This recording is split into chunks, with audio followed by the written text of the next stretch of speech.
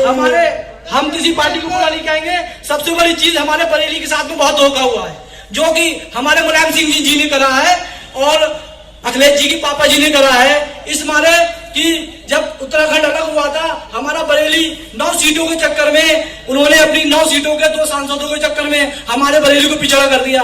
आज जो हमारा भाई 350 रुपए का मजदूर है, वो 1500-2000 रुपए कमाता, उसका गुनहगार कौन है? उसका गुनहगार केवल मुलायम सिंह समाजवादी पार्टी है और कोई नहीं है। हम किसी पार्टी को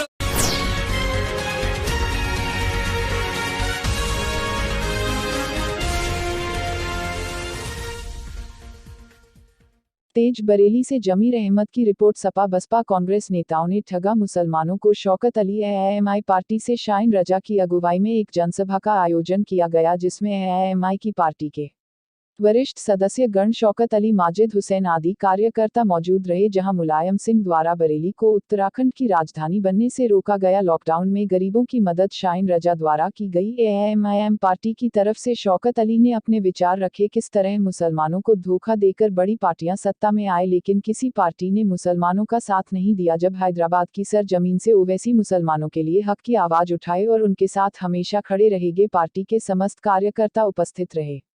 कि मुसलमान बहुत ही मासूम है, मुसलमान बड़ा मासूम है।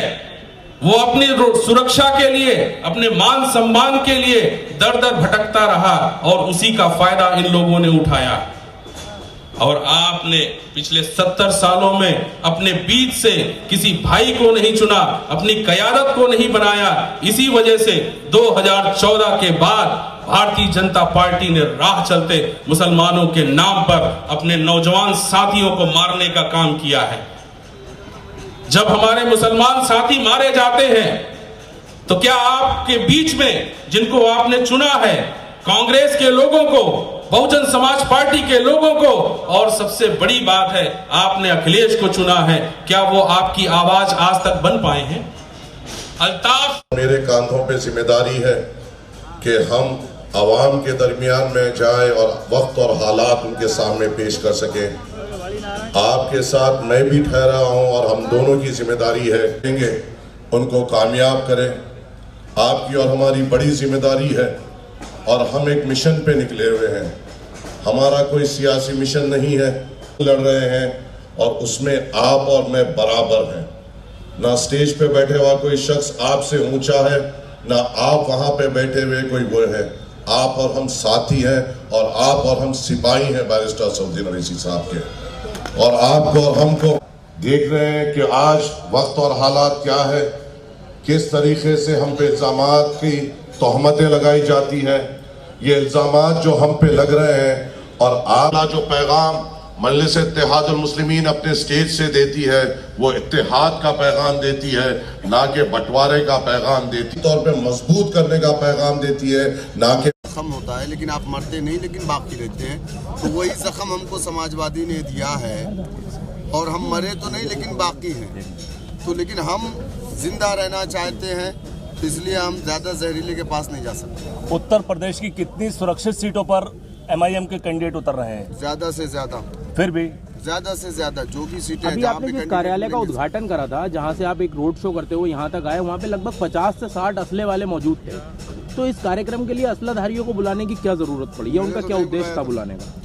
मैंने तो नहीं बुलाया था। नहीं, जिन्होंने भी ये कार्यक्रम ऑर्गेनाइज कराया उन्होंने क्यों बुलाया, उनका क्या था? आप उनसे पूछिएगा। आपके कार्यक्रम में असले वाले थे तो आपका जवाब देगा। मेरे पास 2 गनमैन हैं। ये असला संविधान के तौर पर सही था इस कार्यक्रम में असलाधारी यहाँ रहना? ये आप उनसे पूछिए जिन लोगों ने बुलाया था, ये आप मुझसे क्यों पूछ रहे हैं? मुझे क्या मालूम, मुझे क्या मालूम, मुझे क्या मालूम। आप मुद्दे की बात करिए, असले की बात छोड़िए, आप इलेक्शन की बात करिए। जैसा भी आपने एक अल्फाज अपनी तकरीर में कहा था कि वाल्मीकियों से ज्यादा गए गुजरे मुसलमान हो गए, तो वाल्मीकियों को आप किस नजरिए देखते हैं? मैंने वाल्मीकि नहीं कहा है, मैंने दलित कहा है। और ये मेरी तरफ से अल्फाज नहीं है, यह सच्चर कमेटी रंगनाथ मिश्रा कमीशन की रिपोर्ट है, जिसमें कहा गया कि हिंदुस्तान का मुसलमान दलित से बदतर अपनी ज़िंदगी को गुजार रहा है। ये मेरे अल्फाज नहीं है, Rangnath Mishra commission, Kundu commission, Mahmoodur Rahman committee, Gopal commission की रिपोर्ट है। शौकत साहब, उत्तर प्रदेश में तमाम जो मुस्लिम जमातें हैं वो इत्तेहाद की बात कर रही हैं, तो एमआईएम उस इत्तेहाद से पीछे क्यों हट रहा है?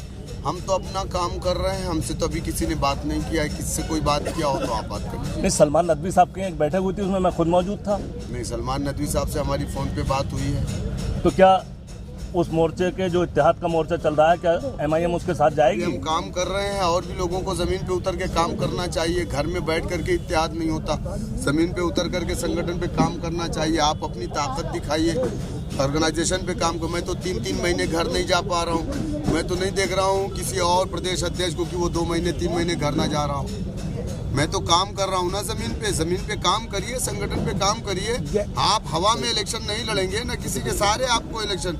आप मजबूत रहेंगे तो यकीनन आपकी बात की जाएगी। जैसे अभी आपने अपनी तकरीर में यादव समाज के लिए जहर उगला है, क्या यादव किसी को टिकट देंगे? यादव प्रत्याशी आता आपको? कौन सा जहर उगला है सर?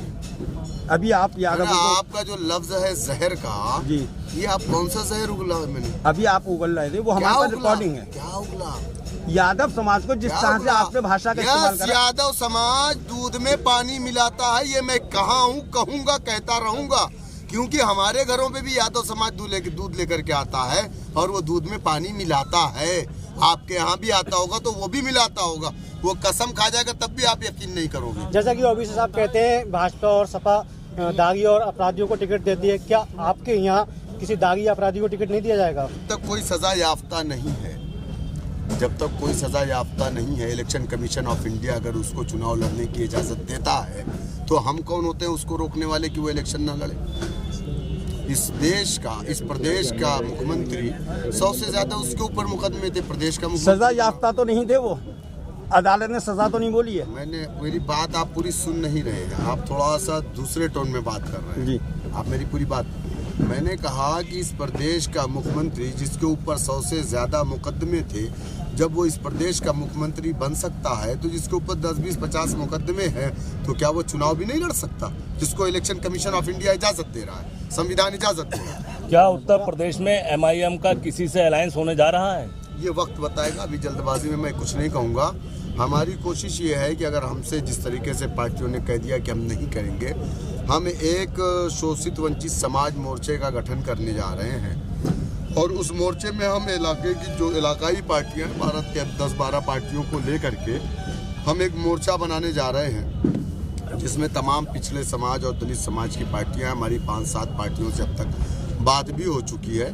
तो वो जिस दिन हो जाएगा, कंप्लीट हो जाएगा, उस दिन हम लोग ऐलान कर देंगे। तो 100 सीट तो हम 303 हमारा मोर्चा लड़ेगा। आपके बरेली आने का मुख्य उद्देश्य क्या था?